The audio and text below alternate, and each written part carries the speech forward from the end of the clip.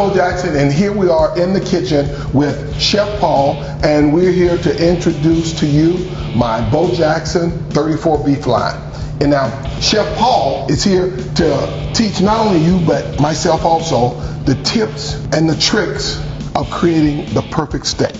All right, bro, so we're gonna jump right into cooking the perfect steak. There's a couple really key things you have to do before the steak here actually hits the pan. Okay. Number one, you have to start with a really high quality piece of meat, and this only works with your Bo Jackson's line of beef, okay? There you go. Second, you have to make sure this piece of meat is dry, because moisture is the enemy of pan searing. And the last trick here is bring that meat to room temperature before you start to cook it.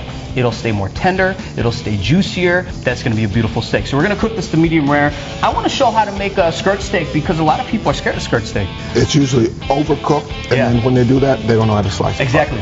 For the home cook, I always recommend starting in a cold pan because I'm gonna put my oil in there. Most oils, they smoke anywhere between 350 to 375, right? So we're gonna use our oil here as a thermostat. I'm gonna turn my burner up to high, and the minute this starts to barely smoke, we're ready to start cooking. Gotcha. If I put my meat in there anytime before that, this meat is gonna stick. And the key here as well is season it right before you cook it. If you season this too early, all that salt naturally brings out the moisture. So salt and black pepper on a great steak, that's all you need. And here's another thing. I'm gonna throw this only on one side of my pan.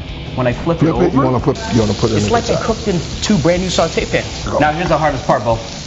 Don't mess with it. Don't mess with it. All right, so the way you know whether you're ready to flip this or not is peek. And when you flip your meat, you're gonna flip it in the other side, because it's like we have brand new Absolutely. pan. And then always lay the meat away from yourself. Because you don't want to splatter. Yeah, because I don't want to burn up my arms. And then, now again, dude, the hardest part.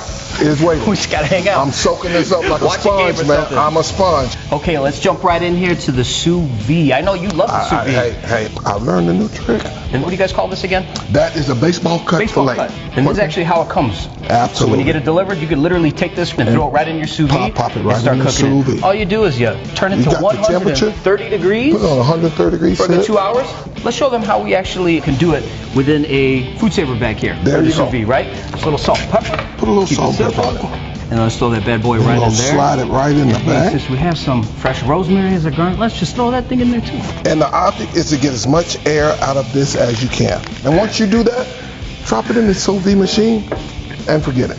Now what we have to do is we're going to season this once again with a little bit of salt and pepper, and then we're going to pan sear this. So now we can see this here is beginning to smoke. We can place that piece of steak on one side, just one side of the meat like that.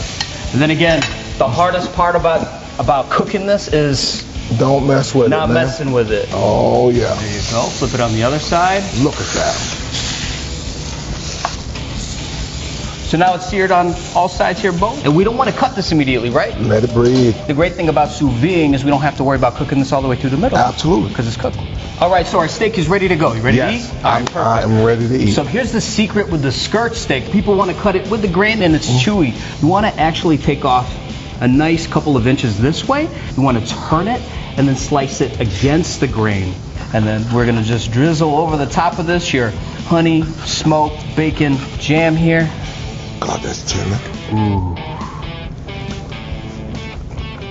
What I'm thinking is I'm twice your size, so I just may take all of this and eat for myself. This is outstanding. And I'm going to make sure that this is properly disposed of. Oh, you're going to clean up? I'm a little helper, and I'm going to take care of this for you. Those two steaks were good. They were fantastic. Actually, if I had a cot right now, I'd be laying down on it.